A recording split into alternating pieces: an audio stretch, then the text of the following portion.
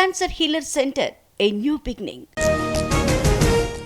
వచ్చే 3 నెలలు అలర్ట్ గా ఉండాలి. ఏపీకి ఎక్కువ నీటి తరలింపుపై ఫిర్యాదు చేయాలి. టెలిమెట్రీ విధానం అమలు చేయాలన్న సీఎం రేవంత్. దేశంలో ఆలయాల ఆర్థిక విలువ 6 లక్షల కోట్లు. ప్రతి రాష్ట్రంలో వెంకన్న గుడి ఉండాలి. భారతీయులున్న దేశాల్లోనూ కట్టాలన్న చంద్రబాబు. హైకోర్టులో వంశీ ముందస్తు బెయిల్ పిటిషన్. టీడీపీ నేతపై దాడి కేసులో బెయిల్ కు ప్రయత్నం. ఇవాళ ములాఖతులో వంశీకి జగన్ పరామర్శ.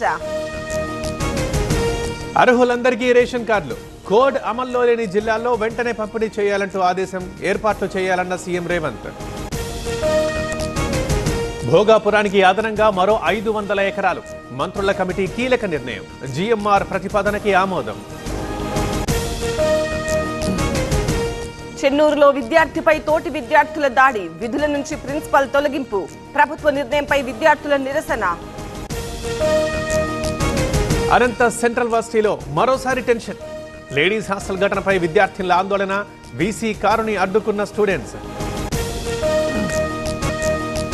తుని వైస్ చైర్మన్ ఎన్నిక ఇవాల్టికి వాయిదా. కోరం లేకపోవడంతో పీఓ నిర్ణయం. ఈరోజు చలో తునికి వైసీపీ పిలుపు.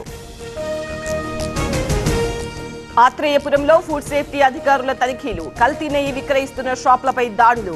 పలు చోట్ల కల్తీ నెయ్యితో పూతరేకులు తయారీ.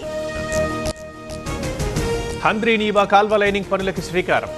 బుక్కపట్నంలో ప్రారంభించిన ఎమ్మెల్యే. పుట్టపర్తిలో 193 చెరువుల్ని నింపుతామన్న సింధూరా. సత్తెనపల్లి కోర్టుకు నందిగం సురేష్. మహిళలతో అసభ్యంగా ప్రవర్తించారని 2020లో కేసు. మాజీ ఎంపీకి బెయిల్ మంజూరు.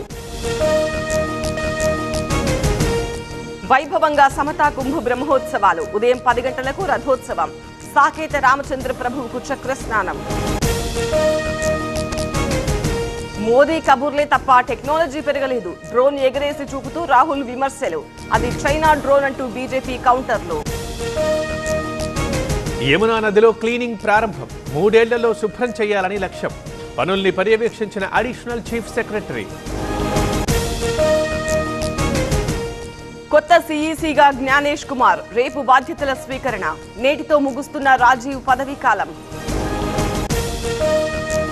ఎల్లుండి ఢిల్లీ కొత్త సీఎం ప్రమాణం. రామ్లీలా మైదానంలో ఏర్పాట్లు. రేపు బీజేపీ శాసనసభాపక్ష భేటీ. భారత్లో ఖతర్ రాజు పర్యటన. ఢిల్లీ ఎయిర్పోర్ట్లో ఘన స్వాగతం. 2 రోజుల పాటు tour. Cancer healer centre, a new beginning.